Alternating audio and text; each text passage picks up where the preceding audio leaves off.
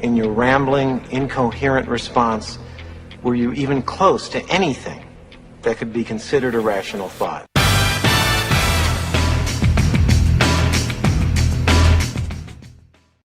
The opening, never rational thought. We do have some rational thoughts for myself occasionally, for my guests always. And it's funny because today we've got a cognitive behavioral expert who combines science and spirituality to help people actually authentically change their minds to achieve their goals. She's the author of several books, with her latest book just being released. It's called Behind the Power, and it's co-authored with 13 of her clients who used her methods to conquer their greatest challenges. I can't wait to hear about some of those stories. She's appeared on stages all over the world, and her work earned her designation of the top 100 coaches in the world by FeedSpot. Her mission is to help people understand they can become the boss of their brain through cognitive behavioral practices and a little bit of faith. So without further ado, let's introduce our guest today, Allyson Roberts. Allyson, how are you today? I am great. Thank you so much for having me. Well, I hope so. You got to have, that cognitive power and faith. You should be happy all the time, but we're not always happy. We're not. Sometimes we get setbacks. That's okay too, right? Yeah, it's not natural to be happy all the time. No, it's not. But we can have consistent joy and occasional happiness, perhaps. I don't know. That's just a saying I made up. So I want to hear about how you got started in this, and then why should people listen to us today? We got about half an hour to talk about what you're doing in your book. So let's start with that. What can they expect to take away from today's episode? The thing that they can expect to take away is that we are either the slave to our brain or the boss of our brain. There's really no in between. So, and what do I mean by slave to your brain? Have you ever been in your car and you've arrived somewhere and you don't even know how you got there? You are in the grocery store and you're just mindlessly grocery shopping, and you get home and you can't believe that you've bought as many groceries as you have. So we have these automatic things that we do in life where we're not present, and our reptilian brain that's done the same thing over and over and over again can just kind of takes over. And it happens with anxiety. It happens with all kinds of situations in life. So what I teach and what I want everyone to walk away with today is that the thoughts that you think are just sentences until you attach emotion to them. And so all of those anxiety-ridden thoughts that you're too old, you're too fat, it's too late, you're too stupid, like, why did you do that thing? And you'll never be the same again. And all of that stuff that we do to ourselves.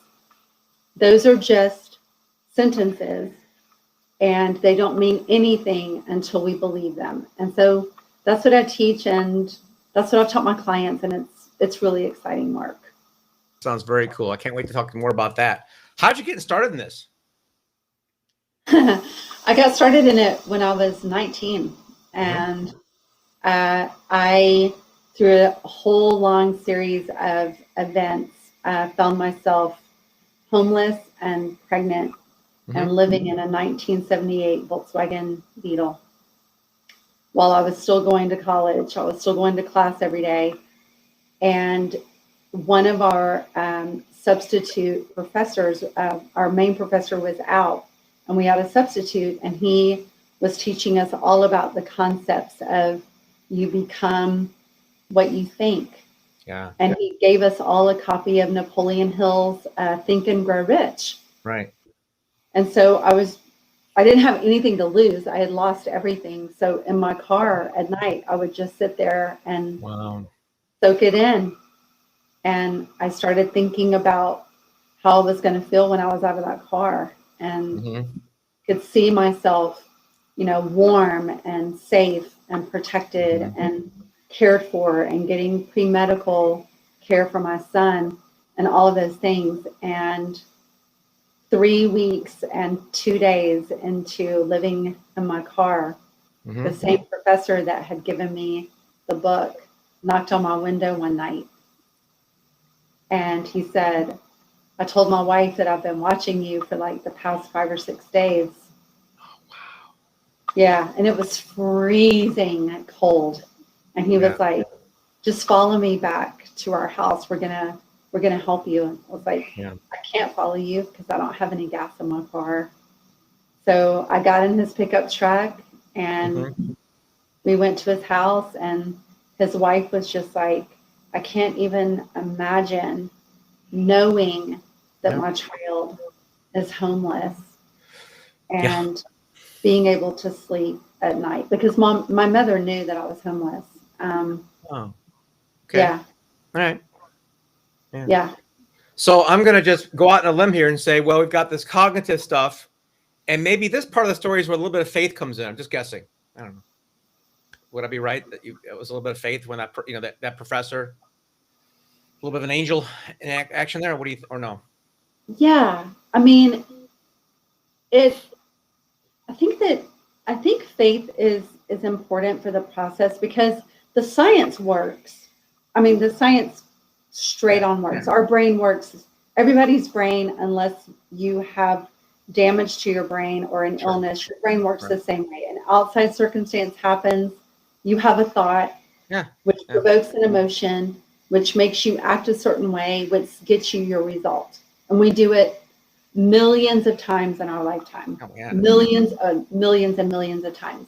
So Hmm. the science works, but what happens is if you just do the science, it can you can start to feel really robotic because I went through that phase Hmm. where I was just like, I know that this works, and so I'm just gonna think and feel and do and get the result that I want. And one day I woke up and I was just like, I've had all of these miracles happen in my Yeah. life, even in the midst of some pretty awful things that happened, not only as a 19 and 20-year-old placing my Yeah. son for adoption and going through that whole heartache, but Hmm. also just growing up. Hmm. Um, all along the pathway, teachers that would say something to keep me going, or a neighbor that would give me something to keep me going. Hmm. And so I started to realize that the action is not just our action. The action also is when the universe prompts other people to act, just like, I mean, my professor could have gone home. Hmm. Yep. Something inside of him was like, Yeah. go and help her. Yeah, you call it vibration universe, whatever you want to call it. It's not Yeah, whatever you would too call too it. many examples to ignore it, right? That's very amazing. So I got some questions for you. I know some of the answers, but I'm going to ask it anyway for our listeners and viewers today. You mentioned the limbic brain and our subconscious thing going on. You also mentioned cognitive therapy. They both have their place in our system. And from what I understand, because I'm an amateur student on this stuff, is that the subconscious brain rules the show. It digests our food. It makes our heals our wounds. It does all this stuff without our thinking about it. And our, I think I can, I think I can, I think I can, doesn't always work so well because our Right, subconscious brain takes over and says, you're a liar. right, Right. So exactly. how do you deal with those two conflicting energies, or I say the two different brains, right? The limbic brain and the, cognitive, the frontal cortex. Yeah, you have to make friends with your brain. Yeah. All parts of it, all three sections, right? I mean, there's, All parts of it. yeah, And you also, affirmations are great, but they're only great if you believe what you're saying. yeah, And I know from personal experience that just because you say it 10,000 times doesn't mean that you're going to eventually believe it. yeah, Right? I could right. sit here and say, I'm a trillionaire, I'm a trillionaire, I'm a trillionaire. That's right. But the And my subconsciously, you're a subconscious brain is liar. like, yeah, you're a liar. Exactly. So it's learning how to, and this is what my clients do. I teach them how to authentically become that future person, because that's what you have to do. You have to authentically become that future person, because the subconscious brain, its job is to keep us alive Yep, yep, yep. and to avoid pain Hmm. and to seek pleasure. That's it, right? So if you have any pleasure at all about becoming a better person. Your subconscious brain gets on board with that because its job is to seek pleasure. Yeah. But if you're like, I have to be a millionaire, it has to happen right now. The brain is like, over my dead body. That's right. But if you're visualizing, like I did in my car, right? If you're visualizing, and even if it's just this much, like this is what all the masters mean. Like Buddha said it one way, Jesus says it another. Like it just needs to be a tiny little bit. It doesn't need to. Right. Mustard seed. Yep. Right. But, just to believe a tiny little bit, like, I may not be a millionaire, but this time next year, I could be $25,000 richer than I am right now. Yeah. It's got to be an amount that your subconscious brain can wrap itself around and be like, yeah, that's not so big of a change that we're going to die.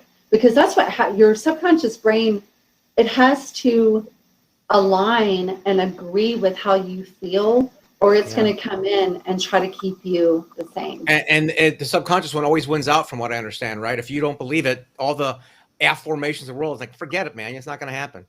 No, you can. I mean, some people have false wins. What I call false wins. Yeah. You'll stop smoking for 2 weeks. Yeah, right. Cigarette again, or you'll lose 5 pounds, but then you gain 10. Like people will have false wins by just throwing the action at things. Right. But you can't have an authentic win if you don't authentically believe what you're putting out in the universe. Yeah. That's such a strong point. I want to hear about some of these people. You have these 13 co-authors conquering their greatest challenges. That must be some really good stories there. Can you share one or two of those? Yeah. So, and I might as well just tell you who they are because they're right here. They wrote their story. Show us the cover real quick, Allyson. Pull the cover up so we can see it. Behind the Power. Yep. Behind the Power. And sunflowers. Beautiful. Yeah, sunflower, butterfly, the whole thing going on. And right now it's on Amazon in the Kindle version. After the 20th of October, it'll be in paperback version. Perfect. Yeah. So one of the stories is Carrie. Carrie grew up in a very dysfunctional household. Mm-hmm. Her path led her to stripping for a living. Yeah. And using narcotics and drinking and being abused by men. Not only men that were in the club that she was working in, but men that were personally, in her life. Wow. And she had an epiphany one day, and she got in her car and she just started driving, and she just kept driving. And then she, in that drive, she really had just like a come to Carrie meeting, and was like, I can't live like this anymore. So she packed up her daughter. She went and lived with her mom. And the beautiful thing about Carrie, not only through that journey, but through now is, she's obviously, she's clean, she's sober. She's been sober for a long, long time. She hasn't stripped in, decades. She's so warm and kind and loving toward people who have been in situations where they just had zero self-worth, not only with women, but also with men. And her story, it's riveting. I'm just gonna tell you that you have to read it because she takes us through being sexually assaulted and her drug use, all the way through getting very, very sick. She almost died, coming out of that, and then just finding the connection to her own soul and the path that has put her on in this life. It's really incredible. And so, people hit these rock bottoms, and sometimes I guess you don't know when the bottom is until you're actually there, because you might be skipping along several bottoms, I'm guessing. And how did she come to you then to do this this system with you? She came to a class I was teaching, Ah, and at the end of the class, I invited people to come into my coaching program. yeah. And she was just like, I have to work with you. And she signed on. And even though she had already come like so far on her journey, before we started working together, she was still like all consumed with fear. That was the main thing, is that she was just so afraid. She was afraid to fail. She was afraid to succeed. She was tired of hiding, yet she was afraid to like shine her light. So she was just in this place where a lot of people find themselves, where she felt really stuck and really lost. And when she started to write the book, or started to write her chapter, she was going to write about something completely different. And I was like, Carrie, people need to hear your rock bottom, because everyone feels alone until they understand that they're not the only person who's gone through what she's gone through. And we released the book 3 weeks ago, and the feedback that we have gotten from men and women, just about Carrie's story alone, has been phenomenal. Nice. So when you start working with her, you said she's already starting to dig out of her hole, but you carry her past the fear to where obviously her confidence and self-esteem improved to, I guess, normal level. How long did it take you guys to work that out together? A year. A year. Okay. Yeah. Yeah. Now, I'm sure there's maybe more details than you can share, but I'd love to hear some of the things, some of the cognitive things you do to get our brains liking all sections of our brain. Yeah, so I tell people to name their reptilian brain, to give it a name. So when it's in there, like my reptilian brain, her name is Rita, and I'm a former smoker. I haven't smoked in like 35 years, but she still smokes in my brain. I live a fairly sober lifestyle and always have, but I joke around and say that she drinks, she always has a glass of wine or a glass of brandy or something. And, and when she shows up in my brain and she starts saying, well, who do you think you are? And you can't do the things that you think you want to do. I just pretend like it's a completely different personality from the Allyson that is capable of, the Allyson that is not afraid to shine, the Allyson that steps forward and does the thing.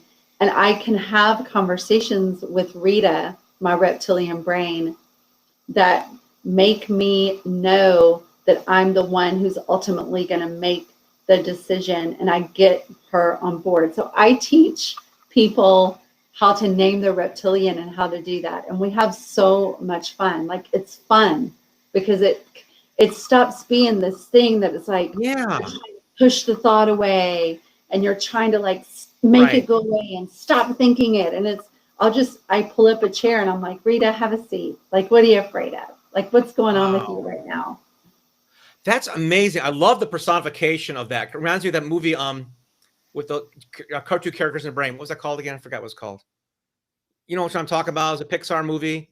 They have all the different emotions in the head. Oh, this is gonna really bug me now.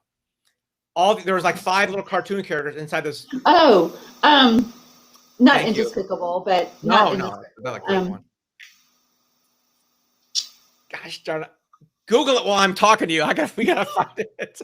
So I love the fact you're personifying this thing, having conversations. I'm surprised that she still smokes, but I guess I understand it. So basically, you gotta accept her, talk to her, and let her know that you're in charge, even though she's kind of been in charge in the previous life. Do I got it right? Yeah, because I used to smoke and I still dream Inside about Out. smoking. Sorry, Inside Out. Yes, Inside Out.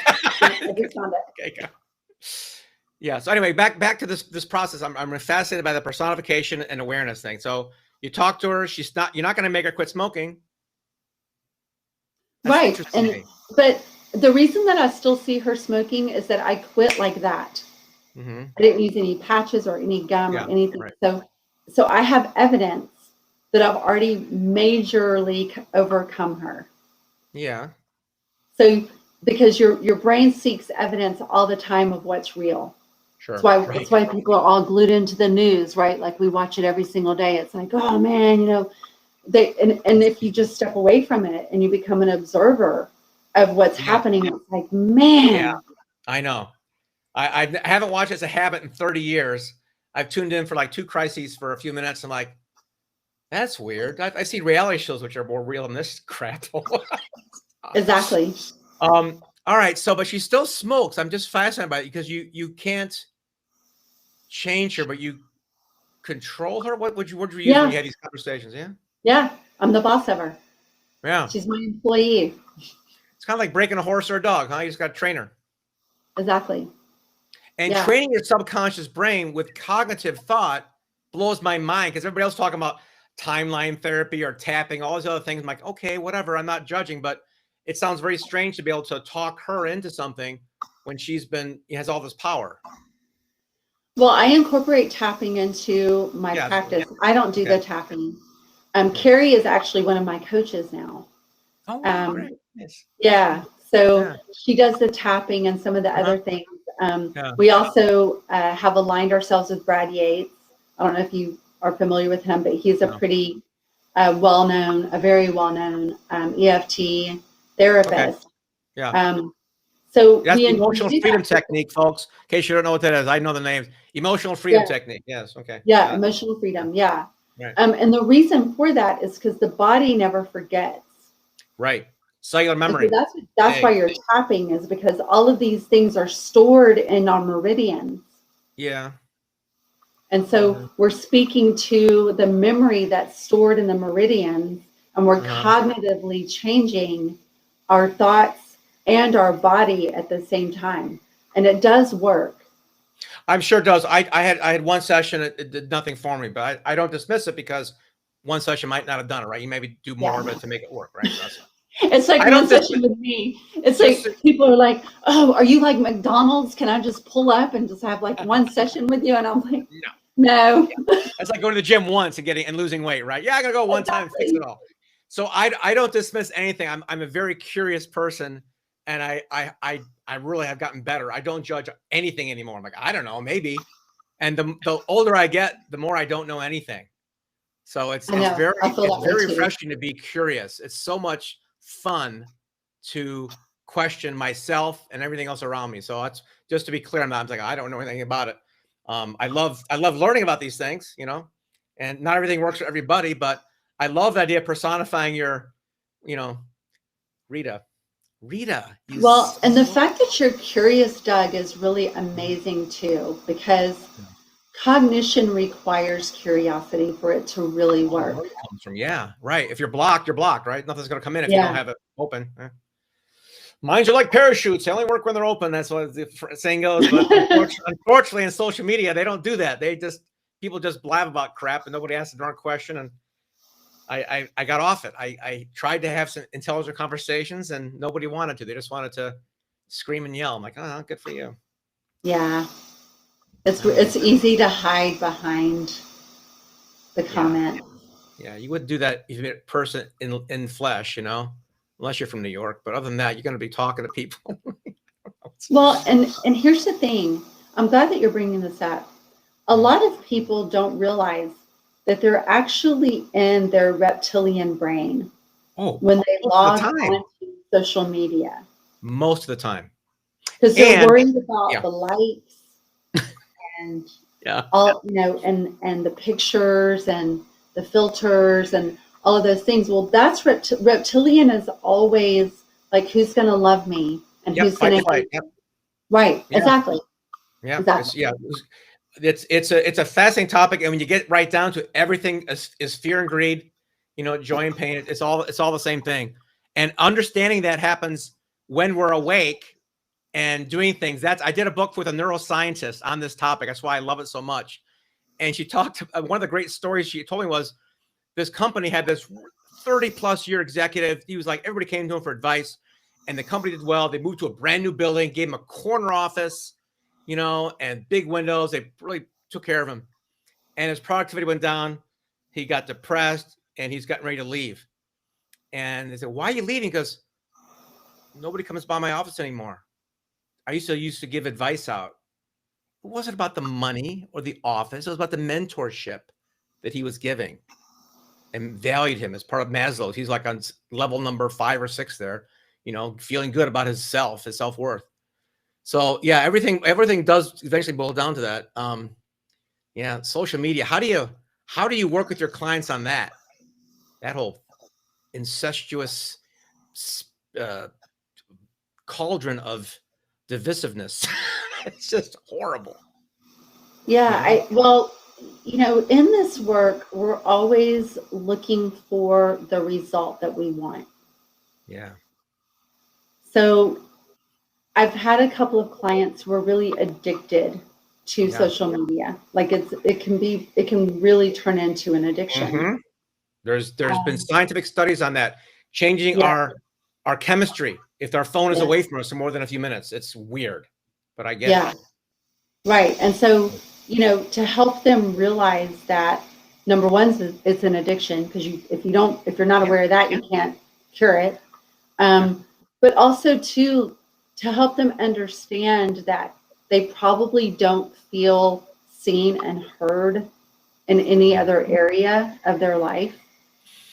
And even if they're the troll, they're seen and heard.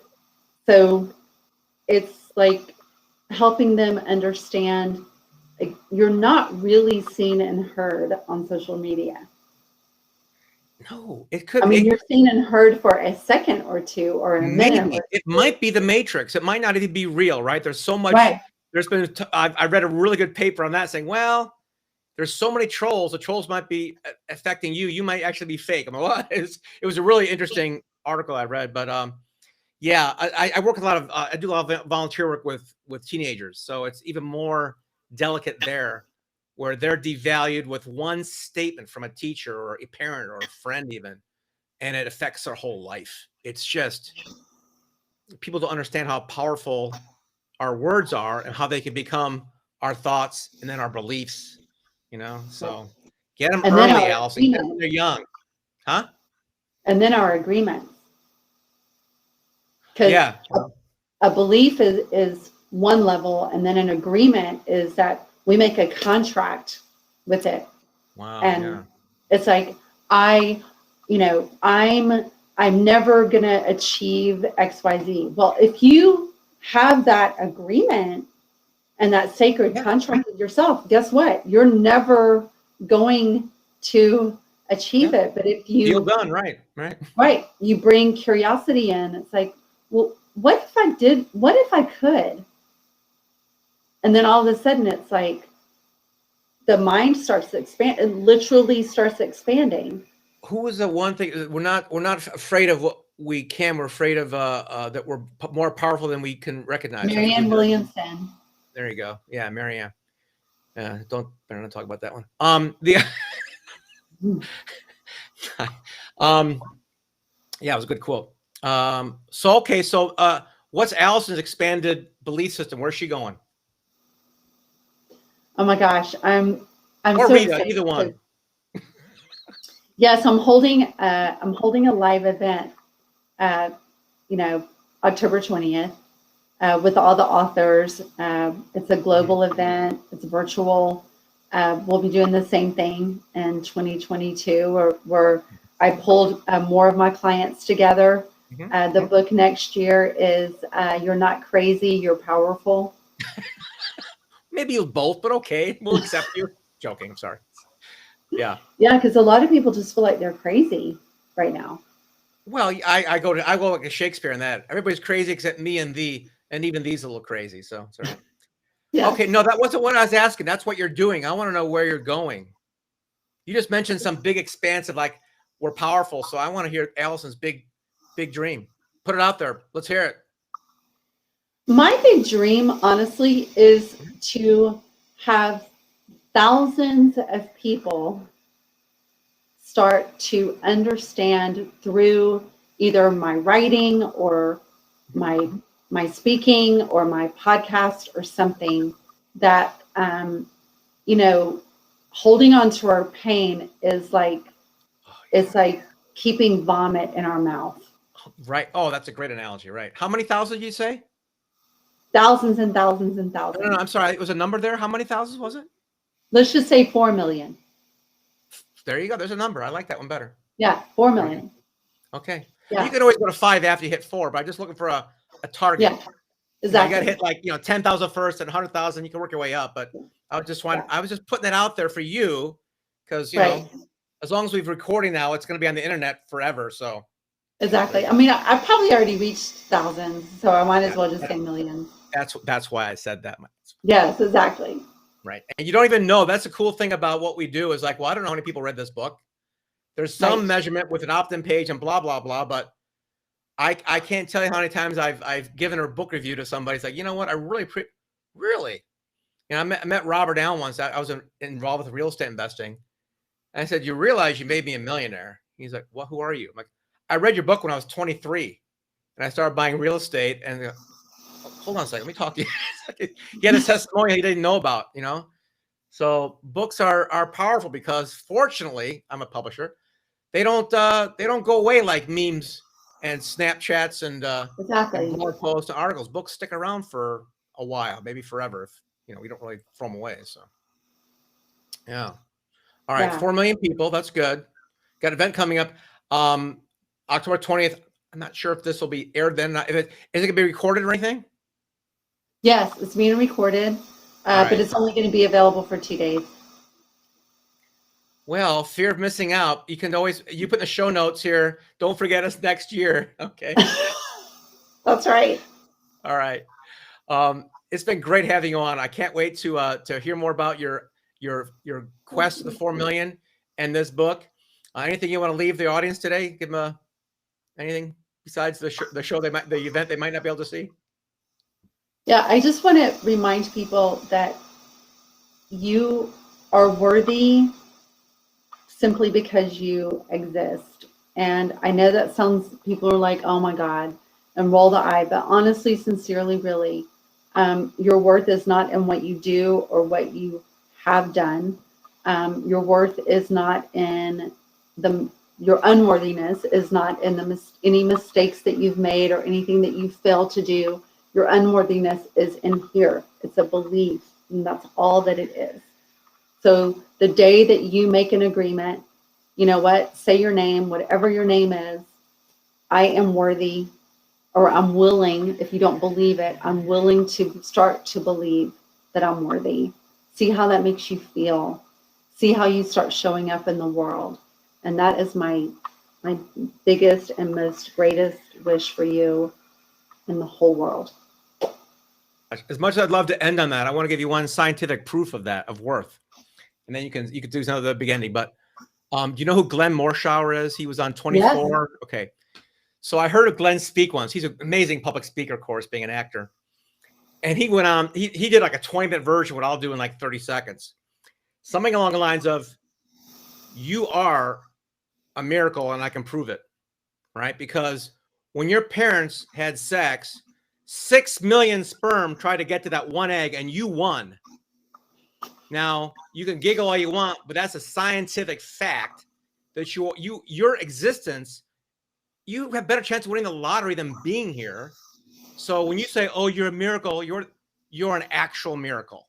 Yeah. I mean, it's scientifically, it's true, right? So you can't not believe that. I like your ending better, but I just thought I'd put that out there for you if you want to use it. I give credit to Glenn, you know. Anyway, get her book, folks. Hold the book up again. Let's get that one. There we go. Behind the Power. It's available on Amazon as an ebook, soon to be a print book. Get it. Read the stories. Don't just be inspired. Take some action and understand your worth. Allyson, great having you on the show today. I want you to come back sometime, okay? We got more to do. I would love to come back. All right. Awesome. Very good. That concludes our show today with the beautiful and talented Allyson Roberts. Don't forget to subscribe below, iTunes, Spotify, YouTube, or our own website. And there's some freebies there for you when you do subscribe. So please do that. This is Doug Crow with the Author Brand.